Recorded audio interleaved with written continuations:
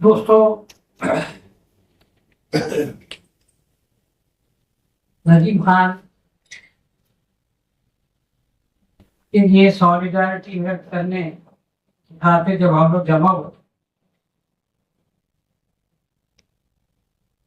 तो मेरी सबसे पहले बुद्धि से मुलाकात हुई थी। वो अचानक खड़ी हो गई अपना नाम सुन के। तो उन्होंने जो बात कही उस पर मुझको मेरे हमनाम शायर सलीम अहमद के दो अशआर याद आए। इसे सुनाने से पहले मैं बता दूं, इसमें एक लफ्ज आएगा पुरअसियत, यानी यातना भरा। तो सलीम अहमद कहता है कि मुझे इन आते जाते मौसमों से डर नहीं लगता। मुझे इन आते जाते मौसमों से डर नहीं लगता। नए और पुरअसियत मंजरों से डर नहीं लगता। मुझे इस कागजी कश्ती पे एक अंधा भरोसा है कि तूफान में भी गहरे पानियों से डर नहीं। तो दोस्तों, ये जो हमारी कश्ती है, इसके बारे में अभी कहा जा रहा था कि इतनी कमजोर है कि लोगों को ये जो है वो कागजों की कश्ती है। ऐसा लगता है कि ये किसी भी वक्त डूब जाएगी। लेकिन हमको अपनी इस कश्ती पर, अपने इस संघर्ष पर, अपनी इस कश्मकश पर ऐसा यकीन है कि हमको इन गहरे पानियों से डर नहीं लगता। यानी हम जो है वो कभी भी गहरे पानियों में जाने से डरेंगे नहीं और रुकेंगे। दोस्तों, ये जो कुछ भी नदीम खान के साथ हुआ, इसकी कुछ डिटेल हमको असलम गाजी साहब ने बताई। लेकिन इससे जो कुछ मैंने सीखा, जो कुछ मैंने समझा, वो मैं आप लोगों के साथ शेयर करना चाहता हूं। पहली चीज ये है कि ये जो एस्टैब्लिशमेंट है, ये एस्टैब्लिशमेंट जो है वो एक बौखलाहट का शिकार है और बहुत ही आर्बिट्ररी अंदाज में काम करता है। मतलब अगर आप ये जो कुछ 29 तारीख को, 30 तारीख को, 1 तारीख को हुआ, उसको आप ठंडे दिमाग से देखें, ये सोच के नहीं देखें कि भाई हमारा नदीम खान है, इस पे जुल्म हो रहा है, ऐसा नहीं होना चाहिए, मोदी ऐसा है, अमित शाह ऐसा है, ये सबको साइड में करो। एकदम रैशनल, मतलब न्यूट्रल होके देखो कि ये क्या हो रहा है और ये जो लोग कर रहे हैं वो कैसे लोग हैं। तो आप इस नतीजे पे पहुंचेंगे कि ये बहुत ही बेवकूफ लोग हैं और बहुत ही डरे हुए लोग।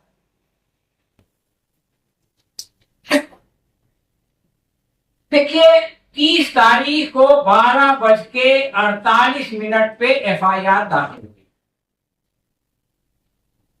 ठीक है। 29 तारीख को रात पे 9 बजे पुलिस एपीसीआर की ऑफिस में पहुंच गई। ये कोई समझदार आदमी ऐसा करेगा? अरे भाई, आपको रात में 9 बजे जाना है तो दिन में 12:48 पे 29 तारीख को एफआईआर दाखिल करो। यानी ये कि आपकी गाड़ी आगे रहती है और घोड़ा पीछे रहता है। तो अगर गाड़ी आगे और घोड़े पीछे हो तो वो क्या करेगा? एक्सीडेंट कैसे होगा? वो गाड़ी भी टूटेगी और घोड़ा भी जख्मी होगा। अब ये लोग रात को 9 बजे गए,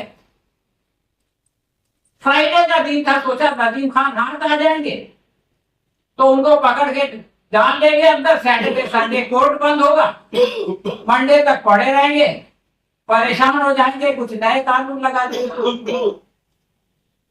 लेकिन वहां सिर्फ चौकीदार मिला, यानी 20 पुलिस वाले गए और एपीसीआर की ऑफिस में एक चौकीदार को डरा धमका के आ गए। ये इनका कारनामा है 29 तारीख।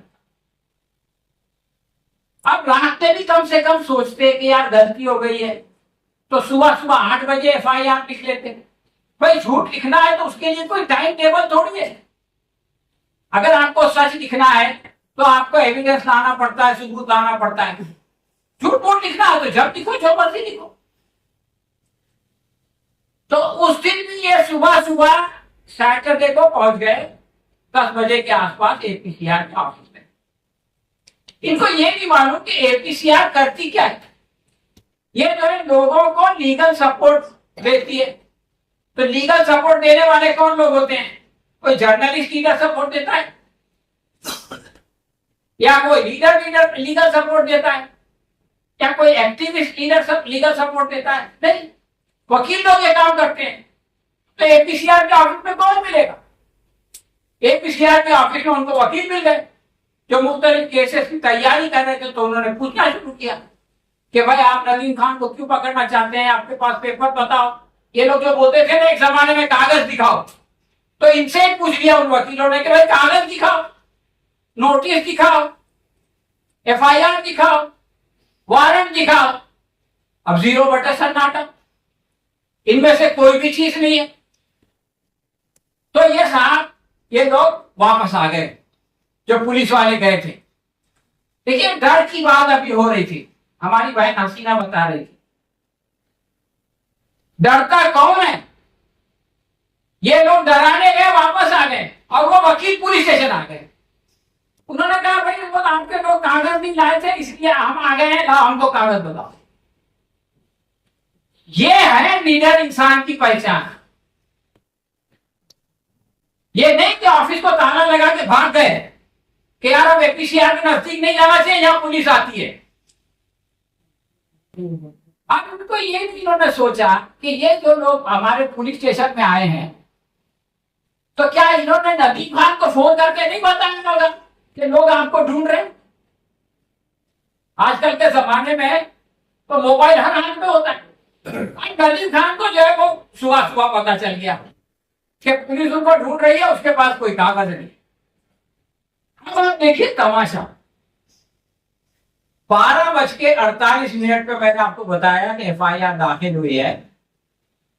अब पुलिस को दिल्ली से बेंगलुरु जाना है। हम लोग जानते हैं कि फ्लाइट के 1 घंटा पहले पुलिस स्टेशन एयरपोर्ट जाना पड़ता है और शाहीन बाग से एयरपोर्ट जाने के लिए कम से कम 1 घंटा लगता है। तो 2 घंटे तो ये हो गए। 2 घंटा 50 मिनट की फ्लाइट है, अगर सही टाइम पे उड़ी तो, जो आमतौर से नहीं उड़ती। 3 घंटा वो पकड़ लो। अब नदीम खान का घर कोई एयरपोर्ट के ऊपर तो नहीं है, नदीम खान के भाई का घर, वहां से एयरपोर्ट से उसके घर जाने के लिए 1 घंटा। तो कुल मिला के 6 घंटे का टाइम, 6 घंटा मिनिमम है आपको शाहीन बाग पुलिस स्टेशन से निकल के नदीम खान के भाई के घर जाने के लिए बेंगलुरु। अब अगर आपने 12:48 पे FIR दाखिल की और फौरन निकल गए एयरपोर्ट की तरफ और रास्ते में आपने टिकट बना लिया और आपको टिकट भी मिल गई, तो भी आपको कम से कम 7 बजे वहां पहुंचना चाहिए, कम से कम 7 बजे। और आपको ये जान के ताज्जुब होगा कि शाम को 5 बजे पुलिस स्टेशन उसके घर पे पुलिस पहुंची। इसका मतलब क्या है? वही कि गाड़ी आगे और घोड़ा पीछे।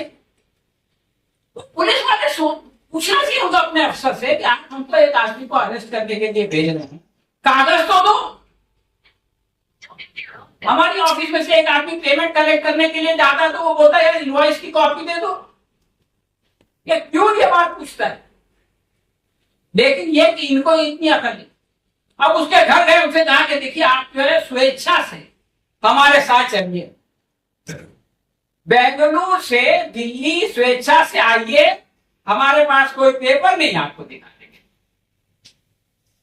के। ऐसे पागल आपको कहां मिलेंगे दुनिया में?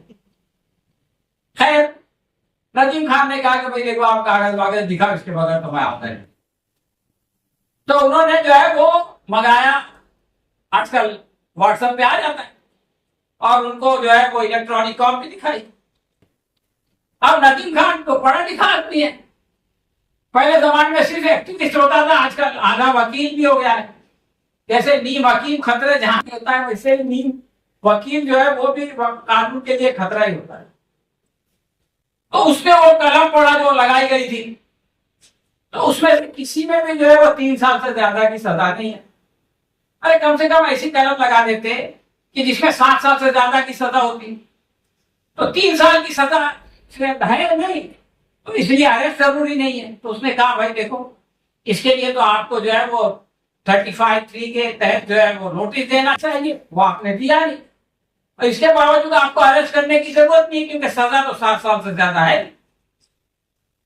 अब ये लोग रात को एक आदमी को उसके भाई के घर 9:45 बजे तक परेशान करते हैं,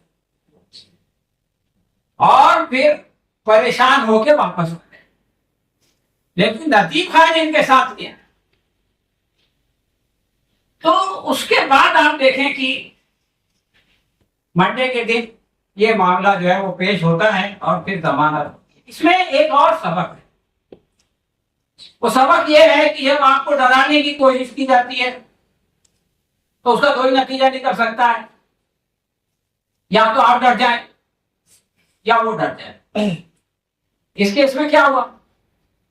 इस केस में ये हुआ कि जो डराने वाले थे वो डर गए, और जिसको डराया जा रहा था, जिसको डराने की कोशिश की जा रही थी, वो नहीं डरा। लेकिन ये जो आसानी से जमानत मिली, उसकी एक और वजह तो, उसकी वजह ये है कि अगर हम में से किसी को डराया जाए तो पहली बात तो आपको कायदे कानून का थोड़ा बहुत मालूमात होना चाहिए, खुद को नहीं मालूम है तो किसी पूछ देना। दूसरी बात यह है कि उन सारे लोगों को जिन पर के अभी तक मुसीबत नहीं आई है, मुसीबत के आने का इंतजार नहीं करना चाहिए, बल्कि जो मुसीबत में गिरफ्तार है उसके साथ खड़े हो जाना चाहिए।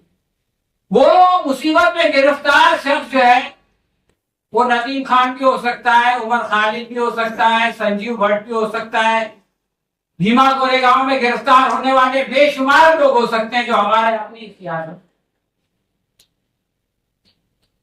फादर स्टेट्स भी हो सकते हैं कि जिनकी मृत्यु जेल में हो गई और जिसका इल्जाम जो है पुलिस। तो ये मामला सिर्फ हिंदू मुसलमान का नहीं, ये मामला उन तमाम लोगों का है जो डरते नहीं है और जो सही बात बोलते हैं और जो झुकते नहीं हैं और जो दूसरों के लिए लड़ते हैं। ये उनका मामला है, और उनमें से एक नदीम खान। तो नदीम खान के मामले में यह हुआ कि आप देखें, एक तरफ से पीयूसीएल का सबसे पहले सबसे डिटेल्ड स्टेटमेंट आया। पीयूसीएल आज हिंदुस्तान में ह्यूमन राइट्स के लिए लड़ने वाली सबसे बड़ी संस्था है। उसके बाद एक लॉयर्स एसोसिएशन है, उसका स्टेटमेंट आया।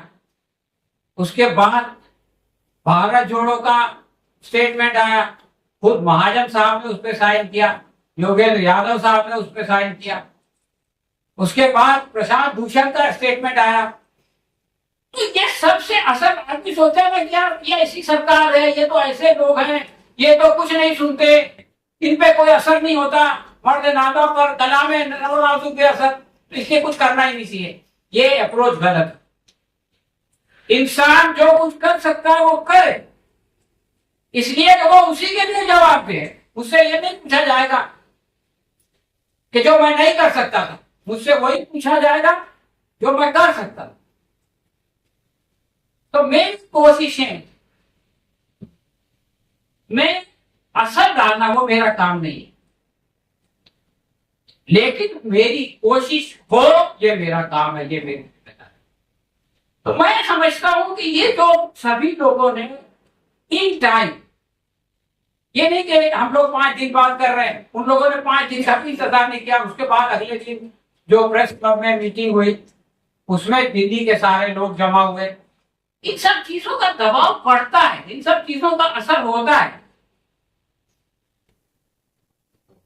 इसलिए भी ये जो लोग यहाँ बैठे हैं, ये वो लोग नहीं है कि जिनको ट्रकों में भर के लाया गया है, जिनको जो है वो शाम को 500-500 1,000 रुपया दिया जाएगा दिन भर की दिहाड़ी।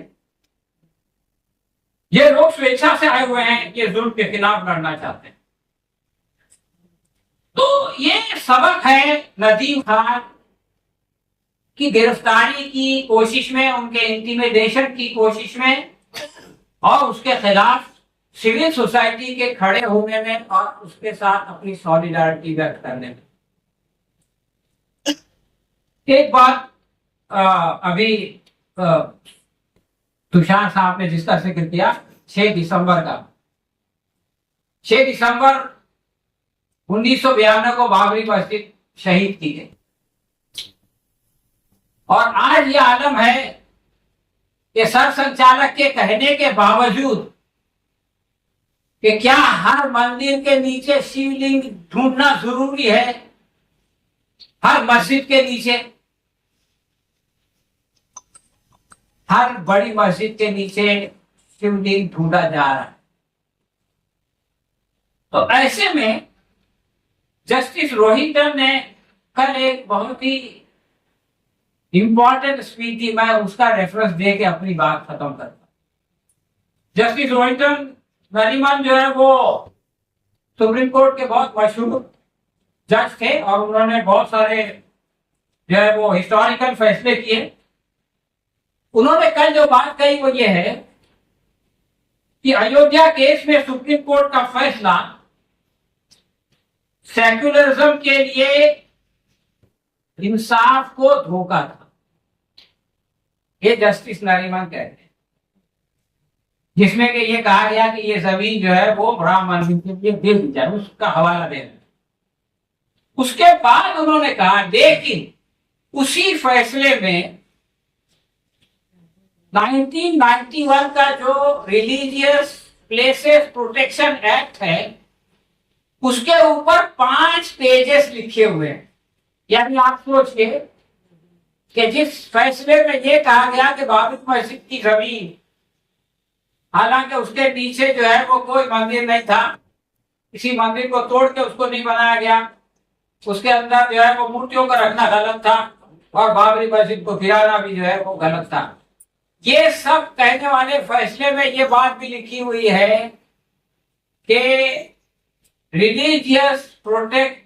रिलीजियस वर्शिप का जो कानून है उसको जो है उसको प्रोटेक्ट करना चाहिए।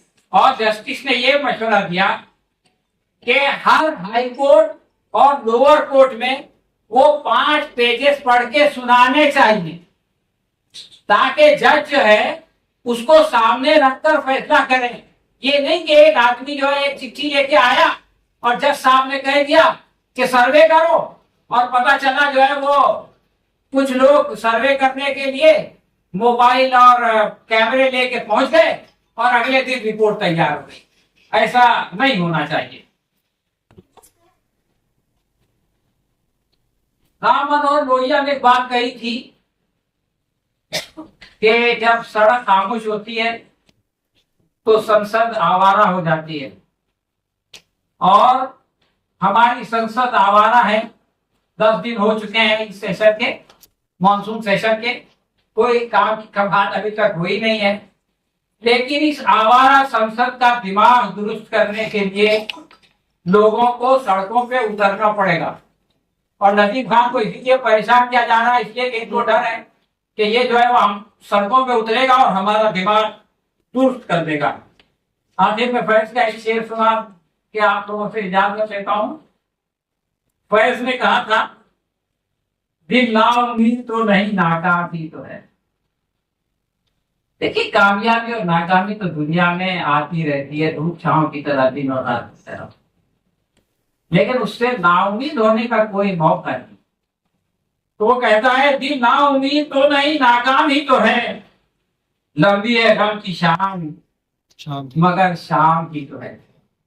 तो दोस्तों ये लोग, मुझको यकीन है कि नदीम खान को गिरफ्तार नहीं करेंगे, लेकिन अगर खुदा का खास्ता नदीम खान की गिरफ्तारी हो जाए तब भी वो काम, वो संघर्ष नहीं रुकेगा जिसके लिए नदीम खान ने अपने आप को डेडिकेट किया है। शुक्रिया। साथियों को जिंदाबाद। आज हम 6 दिसंबर जो डॉक्टर बाबा साहब अम्बेडकर का एक बहुत ही खास महापरिनिर्वाण दिवस है और शास्त्री जी लाल बहादुर शास्त्री की डेथ एनिवर्सरी। तो आज का जो दिन है वो एक अपने आप में बहुत महत्वपूर्ण भी है, क्योंकि हमारे देश में कैसे रहनुमा एक ऐसे लीडर ने इस देश में जो कंट्रीब्यूशन किया वो आम नागरिकों के के के फेवर में एक साथ आके खड़े हैं। यहाँ पर हम सब जो इकट्ठा हुए हैं, एक support and solidarity of course Nadeem के लिए है। नदीम को हम सब लोग काफी साल से जानते हैं और उन्होंने अपने अपने लिए काफी समय से वो लगातार लोगों के हित में वो काम करते रहे हैं। नदीम खान एक मुसलमान मजहब में पैदा हुए इंसान है, लेकिन वो सिर्फ मुसलमान मजहब के लोगों के बारे में बात नहीं करते, बल्कि वो सभी समाज के लोगों के बारे में बात करते हैं, जो इस देश में गरीब हैं, जो इस देश में महिलाएं हैं, जो इस देश में मुसलमान हैं, जो इस देश में ऐसे लोग हैं जो जो अपनी सोच और अपनी आवाज और अपनी बेफिक्र विचार को रखते हैं और सरकार उनको पसंद नहीं करती और उनको टारगेट करती है। नदीम उन टारगेटों के खिलाफ भी सड़कों पर आके सभी साथियों से मिलकर आवाज उठाने में कोशिश रहे, और आज उन पर जो हमला हुआ और उनको जो हरेसमेंट किया गया, उनको पुलिस की तरफ से जिस तरीके का टारगेट किया गया, और ये टारगेट जो है ये बिल्कुल नया नहीं, इसलिए क्योंकि सरकार पहले ये एक राउंड लेती है और वो चेक करती है, इंक्वायरी करती है, और फिर एक के बाद उनकी तारीखें आती है, और उसके बाद में फिर वो अपने तरीके से किसी न किसी कानून में डालने की कोशिश करती है। तो हमारे लिए वो एक कॉलोनियल लॉ है। हमारे बहुत सारे साथी उमर खालिद खालिद सैफी और गुलफिश शाह और ऐसे कई सारे साथी हैं जो आज जेलों में हैं, और उनका कसूर सिर्फ इतना था कि उन्होंने सरकार की उस नीति और पॉलिसी के विरोध में आवाज उठाया जो लोगों के हित में नहीं था, जो संवैधानिक विचारधारा से बिल्कुल विपरीत था, और इसलिए वो आवाज उठी और सरकार को ये आवाजें पसंद नहीं आई, और आज वो नदीम जुबैर अहमद और कई सारे साथी, और पता नहीं इस तरह की चर्चा होने के बाद में और कई टारगेटेड की लिस्ट बढ़ती जाएगी। तो ये जो माहौल है, इस माहौल में हम सब इस कमरे में जितने भी साथी है, वैसे नंबर्स अगर हम देखा जाए जो कल आजाद मैदान में जो नंबर थे उसके हिसाब से हम बहुत छोटी भर के लोग होंगे, लेकिन ये छोटी भर के लोग किसी और के लिए हो सकता है, लेकिन हर एक इंसान में एक विचारधारा है, एक ताकत है जो इस देश के डॉक्टर बाबा साहब के विचारधारा को लेकर आगे चलते हुए काम करना चाहता है, लड़ना चाहता है, और इस देश में प्यार, अमन और शांति बनाए रखने के लिए बेखौफ आवाज रखना चाहता है। सरकार जिस तरीके से भी अपनी सत्ता का जो फायदा उठा के लोगों की आवाजों को, खास करके जो एक्टिविस्ट है, खास करके तरक्की याफ्ता प्रोग्रेसिव है, पुरोगामी जो लोग हैं, उनकी आवाजों को जो रोकने की कोशिश कर रही है, इससे सरकार का जो डर है, भय है, वो समझ में आता है।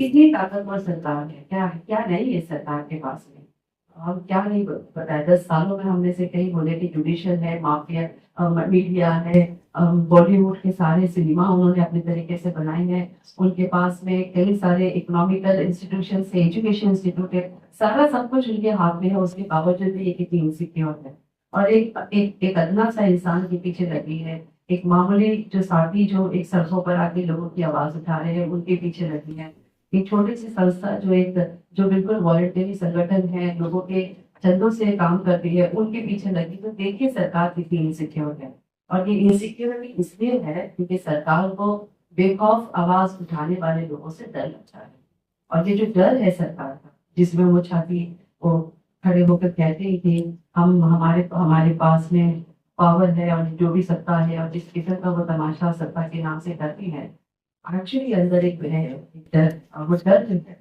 उसे हम सबको, एक आम नागरिकों को उठाना होगा।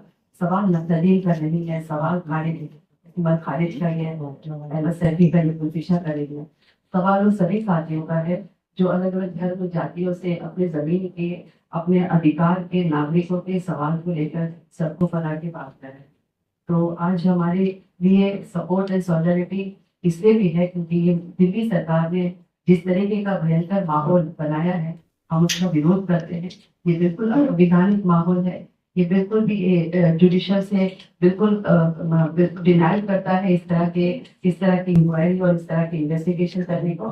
ये टारगेट और डराने का काम लगातार करती आ रही है। लेकिन हमको याद रखना चाहिए, आज एक बहुत बड़ा ऐसा दिन है जो डॉक्टर बाबा साहब अम्बेडकर ने हमेशा कहा था, डरो भी मत और डराओ भी मत। तो डराने वाले बहुत है, लेकिन हम डरेंगे नहीं। इस सोच के साथ हम एक मिलती काम करेंगे। धन्यवाद।